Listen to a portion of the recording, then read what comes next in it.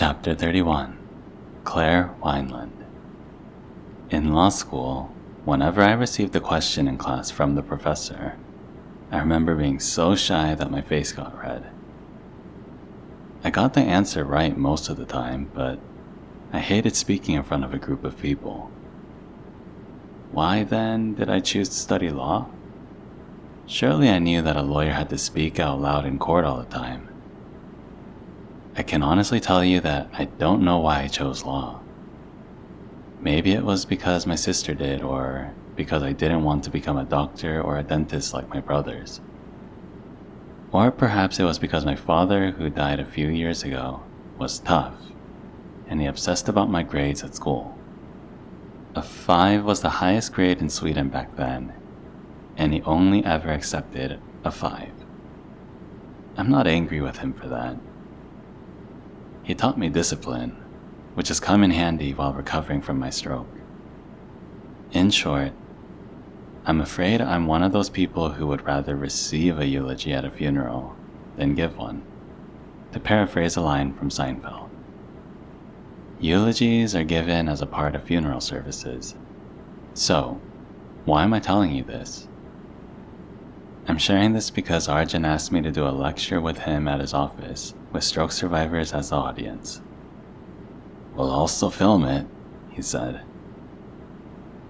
He asked me to tell my story, specifically, where I was at 6 months after my stroke, and where I am 2.5 years after. He believed people needed to know that much more recovery is possible after the initial 6 months. He was right about that. At 6 months post-stroke, I could speak maybe 30 to 40 words, but I still had no sentences. I was walking with a cane and brace since I had just come out of my wheelchair. My arm was spastic and useless.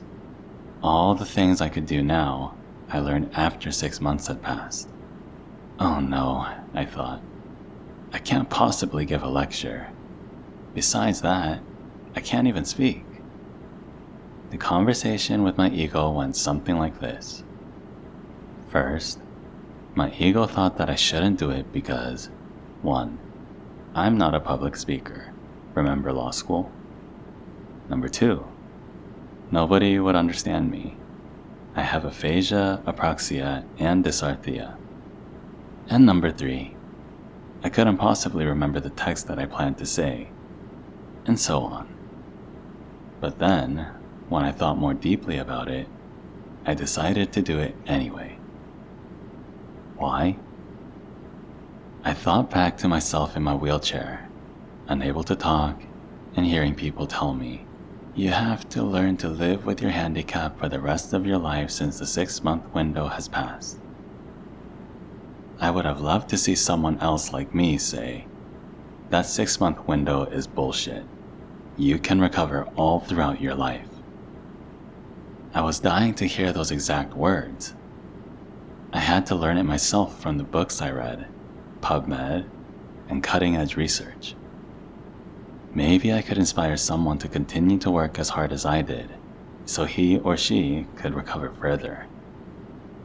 It was now or never to overcome my fear of public speaking.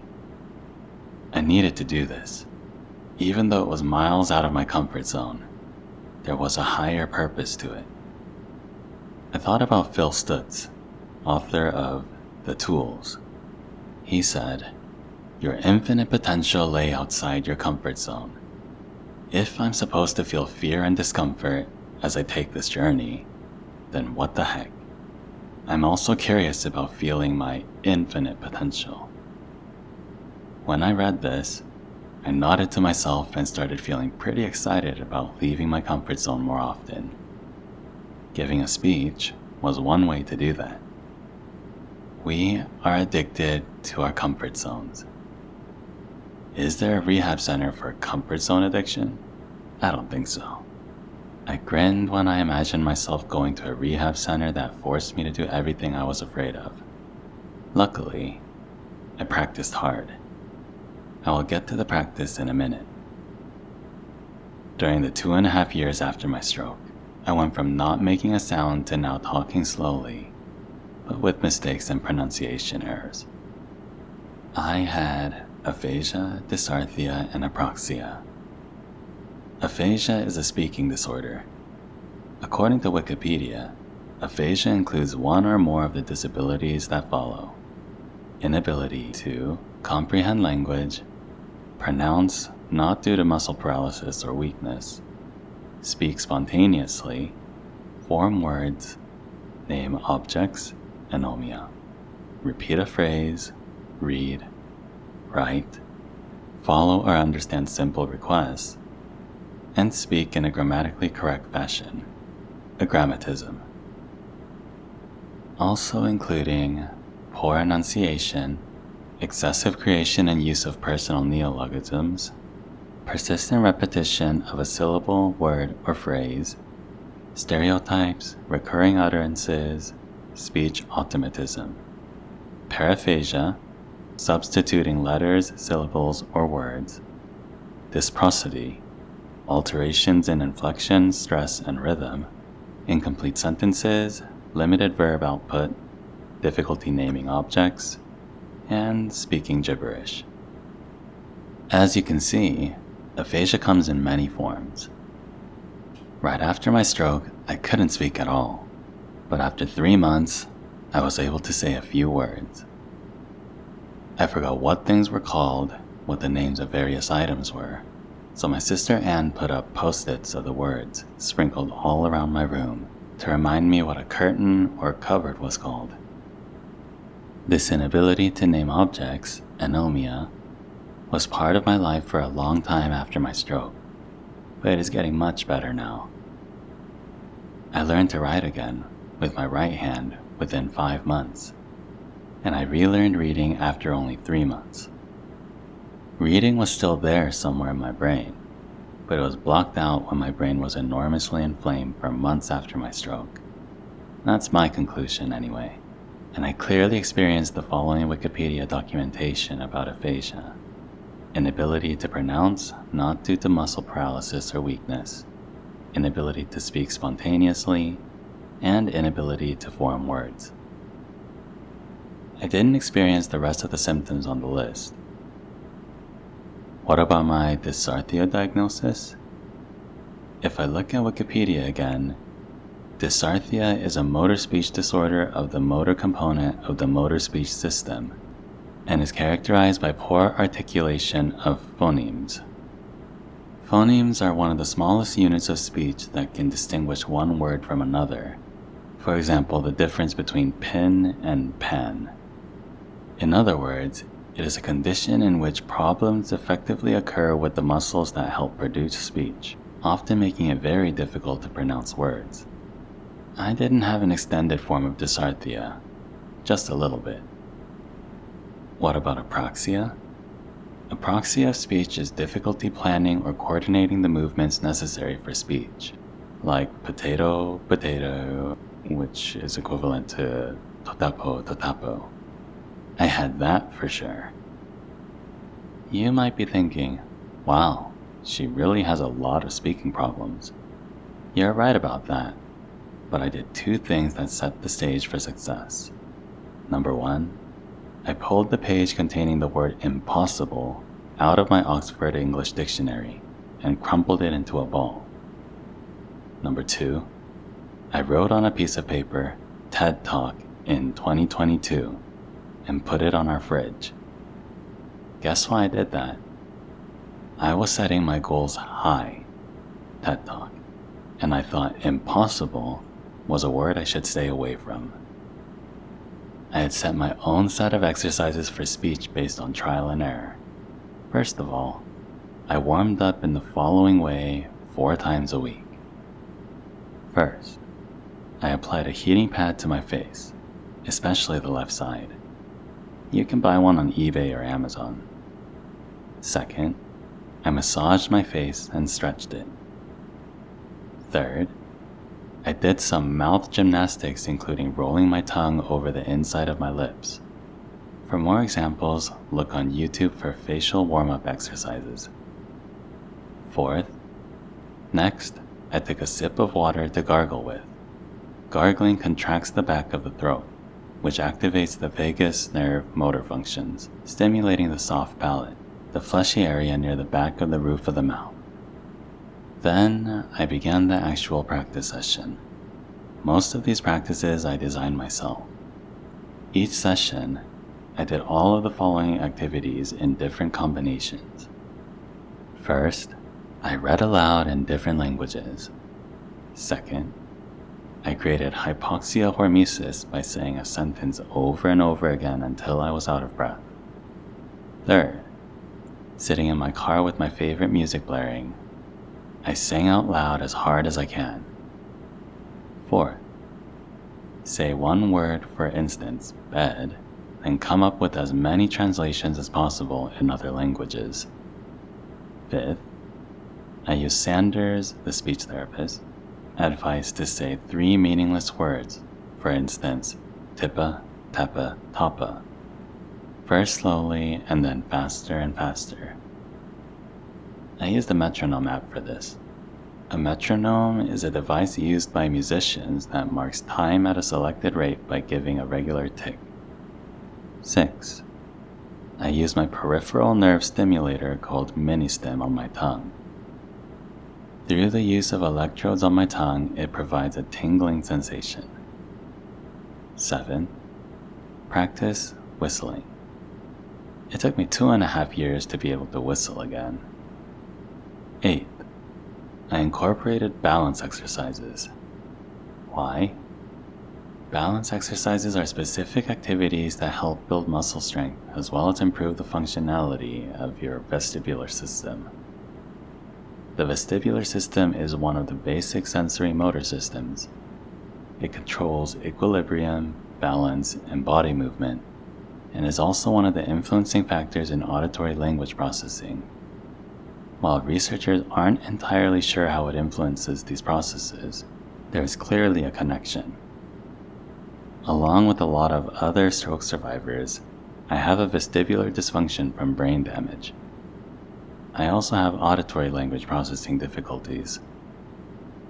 9th. Do you remember the cross-crawling exercises from the previous chapter? Performing these movements builds the bridge between right and left hemispheres of the brain, allowing for electrical impulses to pass between the two, which is essential for physical coordination as well as higher brain activities such as reading and learning language. And 10th. There's one more thing that I almost forgot. French kissing is an excellent way to stimulate the tongue, especially when half of the tongue is paralyzed. To do it without a partner, use your hand and simulate a French kiss against it.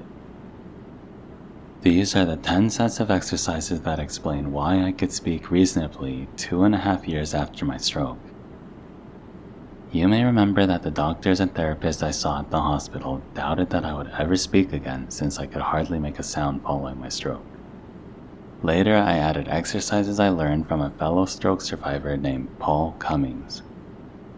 These were singing words, high and low, whispering, and talking with Mickey Mouse's voice. Paul is an extraordinary person who has chosen to help others overcome speech problems after experiencing them himself. There is another thing that I began to do later which also improved my speech. It's called NBAC, and you can read about it in the following chapters. Every once in a while, I put an ice cube in my mouth and then I drink hot tea. I don't know if that hormesis for the mouth actually had any real effect, but there was no harm in trying it. Do not do this with tea that is too hot. I practiced my speech in the morning because I was too tired at night, which meant I was unable to speak clearly. I also learned a lot from the video Public Speaking 101 with Brian Johnson, available in his amazing Optimize app. Not to go for perfection, but a connection with the audience, he said, quoting one of his mentors. I am a recovering perfectionist, just like Brian Johnson, so I had a hard time with the idea of not giving a perfect speech, but I couldn't. My speech is not perfect at all, because I still have difficulty talking. I also scrolled through YouTube for some inspirational talks I could learn from. and there she was. I stumbled onto a talk she gave at Click Health Muse, New York. Her name was Claire Weinland. She had oxygen tubes in her nose, and she spoke with a hoarse voice that sounded so utterly alive. She began by talking briefly about the disease she was born with, cystic fibrosis.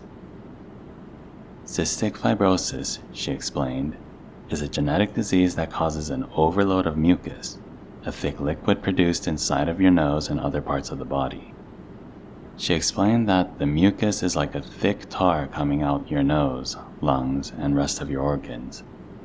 Claire had already spent 3/4 of her life in the hospital. Cystic fibrosis is a progressive and consuming disease. When she was born, she received a life expectancy estimate of about 10 years. At the time of recording, she was 18 years old. She talked about how we need to change the way we treat sick people. How do we stop pitying them and start empowering them? There's so much disempowerment happening when you're sick. Others pity sick people, and so they begin to believe that they cannot be happy like healthy people. To share a quote from Claire, "I'm sick, and probably always will be sick, and yet, I'm 100% content and happy with my life. I recognize that too, but more from an intellectual point of view. Most people who didn't know me must have thought that, due to the severity of my stroke and extensive brain damage, I was left intellectually impaired because I couldn't talk. But they were wrong. My brain functioned normally a few months after my stroke, even though I had difficulty speaking. Concerning the inability to talk, I have to admit that I'm guilty of that type of reaction too. Before my stroke, I looked at people differently, especially if they were unable to talk. Now I have compassion and see people through a different filter. There are times I think to myself, I wonder if another Einstein is sitting right there. The lesson here is this: never judge anyone because of speaking impairment.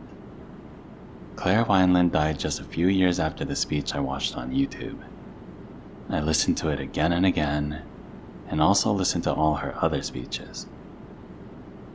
We may have been strangers in real life, but I felt enormously connected to her. Just before I went out to speak to my own audience, I watched her video again. I was extremely nervous at first, but in the end, it went pretty well, and I'm so glad I overcame my doubts and did it anyway. After my speech, I looked up Claire Weinland. I felt compelled to learn more about her life, where she lived, and what her hobbies were. Singing was one of her interests. Claire was an American activist and author. Through her nonprofit organization, Claire's Place Foundation, she worked to support and organize people with terminal and chronic illnesses and their families.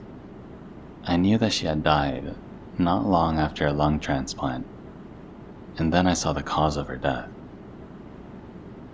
The strong connection that I felt with her revealed itself. She had died due to a stroke at 21 years of age, a blood clot that cut off blood flow to the right side of her brain.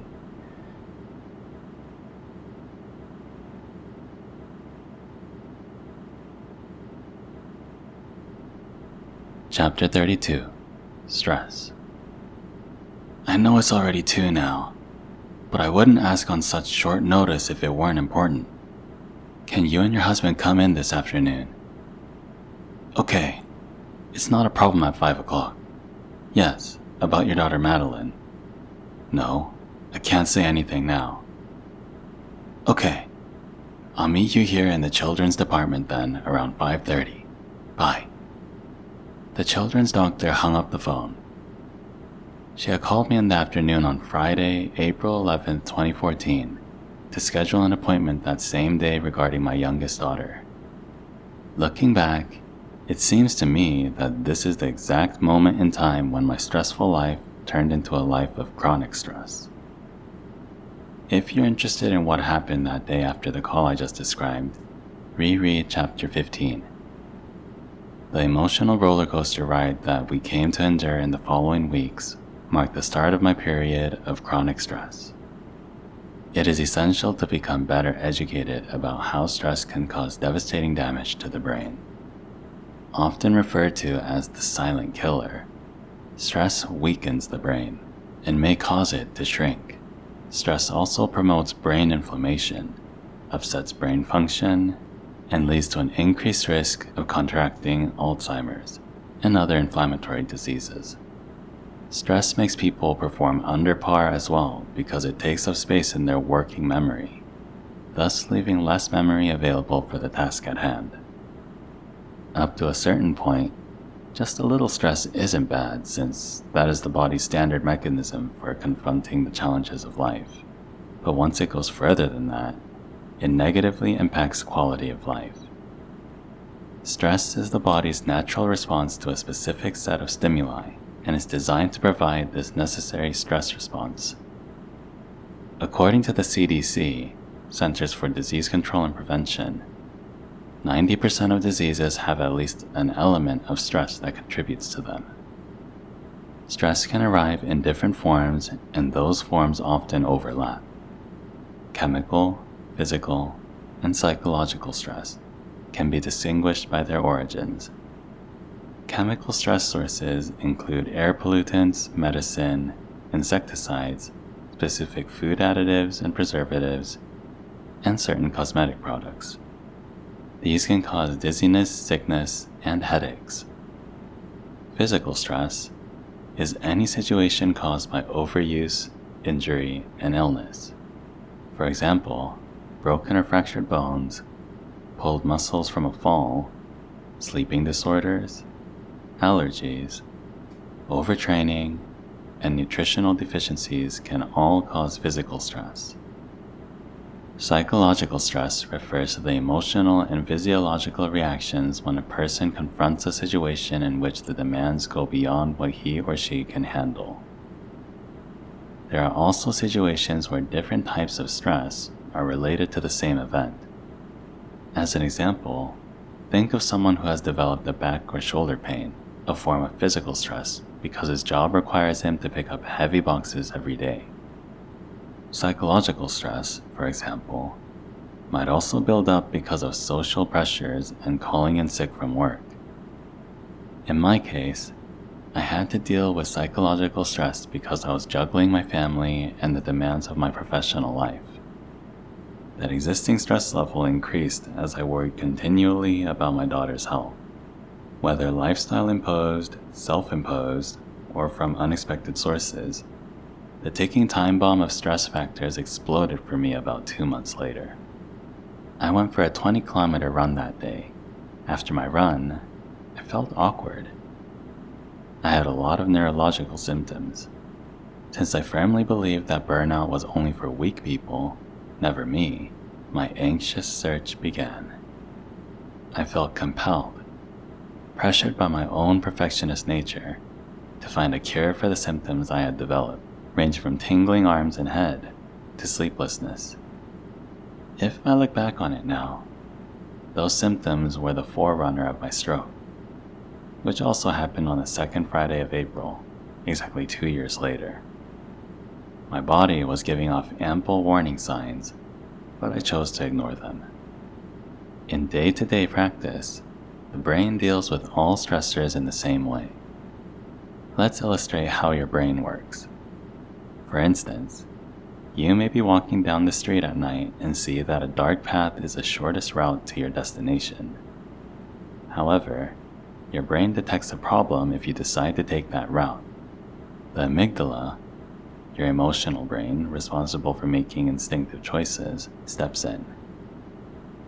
The fight or flight response of the amygdala should kick in as you wonder if it's safe to go down that dark path. Your amygdala will then connect with the hypothalamus, the central part of the brain that has a variety of functions. One of its most important tasks is creating a link between the brain and the rest of the body through the autonomic nervous system, which has a sympathetic and parasympathetic part, and hormone. The nervous system coordinates the actions to be taken by transmitting signals to and from different parts of the body. When the so-called sympathetic nervous system activates a fight or flight response, it immediately increases the heart rate, shuts down the blood supply to the gut, and elevates the stress hormone, cortisol. The blood is diverted to the muscles because the body is preparing to go to battle, while the immune system is simultaneously intentionally suppressed for a while. This is a function of the sympathetic nervous system. When the danger has passed, the parasympathetic nervous system, also called the rest and digest system, takes over again. This is a part of the brain responsible for rest, replenishing nutrients, repairing cells, and regenerating, which is an expensive process metabolically. When your body is stressed, this is the procedure that unfolds, and this highly effective stress response system has kept us alive for millennia. Your 21st century body remembers its ancestral biological patterns. For that reason, it reenacts the same type of stress response it would have had thousands of years ago when a bear chased you. When you are under chronic stress, like I was before my stroke, your sympathetic nervous system is repeatedly firing. I was in fight or flight mode for most of the day, and my parasympathetic nervous system never had enough time to rest, repair, and regenerate my cells. I was not aware of what could be heading my way health-wise, and I ignored my instincts and my flashing danger signs just as I had for years.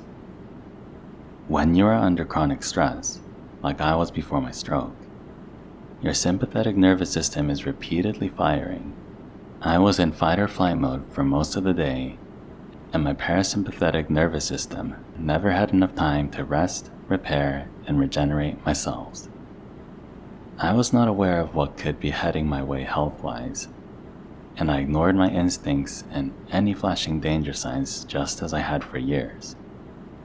Slowly but surely, I was reaching a state that was totally out of balance and on the verge of collapse. If I had known how to at the time, I could have stimulated my parasympathetic nervous system, thus allowing me to regenerate.